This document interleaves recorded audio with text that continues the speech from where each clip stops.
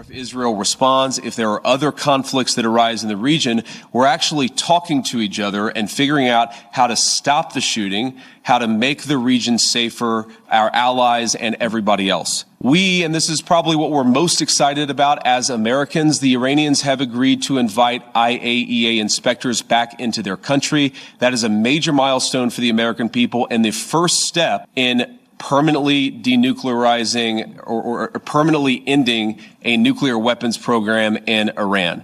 And that's exactly what we wanted to do. That's exactly what we asked to happen. We made a lot of great progress on other nuclear talks. And that leads me to the final thing that we wanted to accomplish, which is actually set up the process for the technical negotiations that will follow.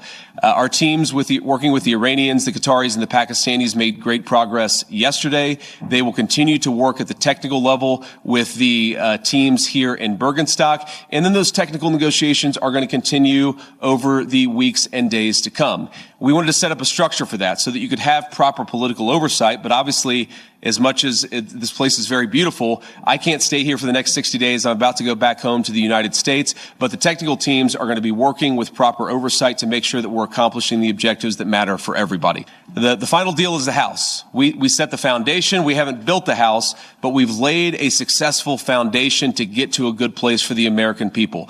I think it's important for all of us to appreciate how much was done, but honestly, there is still a lot to do as we continue to make progress on the nuclear talks, on the economic talks, as we continue to demine the straits and ensure that that flow of traffic continues to pick back up. A lot of progress, but still some work to do, and we're very committed to doing exactly that. So with that, I'm happy to take a few questions from guys in the audience. I appreciate you guys being here. Let's start with you. Nuclear inspectors, when do you expect them to be welcomed into Iran? Is there a time frame that you guys are looking at? And also in terms of when we could see this entire conflict end, do you think this can end by the midterm elections?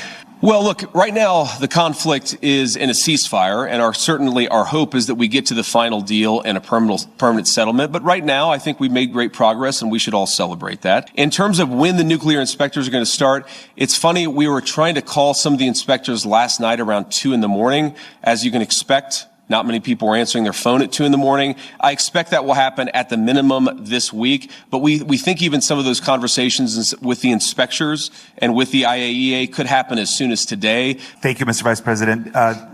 Did you going in expect the Iranians to make Lebanon as much of a linchpin as they ended up doing? Yeah, I would describe it as very good progress too. I mean, look, we want a regional ceasefire, right? We want Hezbollah to stop firing at our friends in Israel. We want Israelis to be able to live in peace. We also want to make sure that, when things happen, they don't spiral into a broader escalation. And so we've been, I think, very good at setting up what we're calling a deconfliction mechanism. But what it really is to say that when things happen, the sides are actually talking to one another. Sometimes, you got a bit of a chicken and egg problem, that you've got a junior guy who fires a drone that didn't have approval from the high command. Okay, of course, Israel has to respond to that.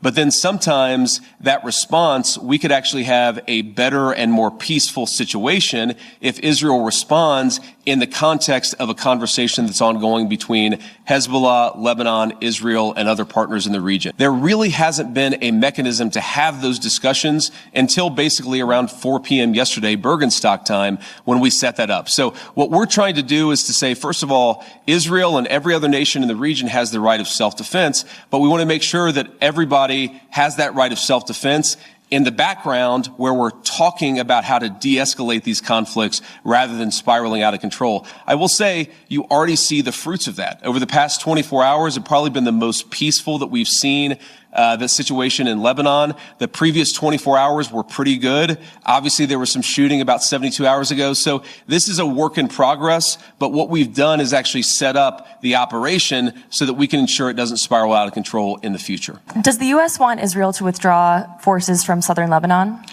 Well, we want Israel's security to be protected, and we also want Lebanon's sovereignty to be protected, and this is going to be an ongoing conversation. The Israelis have been very clear they do not have territorial intentions on South Lebanon. The reason they feel they have to be there is because they're worried about Hezbollah fighters in South Lebanon firing into Israel. We do believe, of course it's going to require a lot of hard work, that we can get to a place where Lebanon's territorial integrity and sovereignty is protected, Israel's security is protected, and that's going to require some coordination with the Lebanese armed forces, and also it's going to require the Iranians to rein in Hezbollah. That's all the sort of things that we were talking about yesterday. Have you spoken with Prime Minister Netanyahu during any of this process at all in the recent days? Yeah, we were in constant contact with the Israelis yesterday, but also, of course, with the Saudis and the Emiratis and others in the region. We talked to the Lebanese yesterday as well. So we're constantly trying to keep our regional friends updated about this. This is not a deal that the United States is imposing on the region. This is a deal that the region has desperately asked the United States to put in place. I want to just, before we depart here, I want to say one last thing. I've seen some misreporting about frozen or unfrozen Iranian assets. One of the other things that we wanted to do, and wasn't as high of a priority for us for obvious reasons, but we wanted to make sure that we set up a process where if we ever unfreeze Iranian assets, we can ensure that that money, that Iranian money, goes to help the people of Iran and not to fund terrorism. So Jared Kushner actually came up with a very interesting solution with the Qataris, where basically, again, if there is any frozen Iranian assets that are unfrozen, then we have approval over that process. The Qataris have approval over that process. And then the money would actually go to buy American soy, American corn, and American wheat for the benefit of the Iranian people. And as much as I see some of the press misreporting on this, and of course, buttressed by what the Iranians are saying, or not all Iranians, I want to be clear. There are a lot of Iranians who are telling the truth about what happened yesterday, but you see some social media reporting that gets this wrong.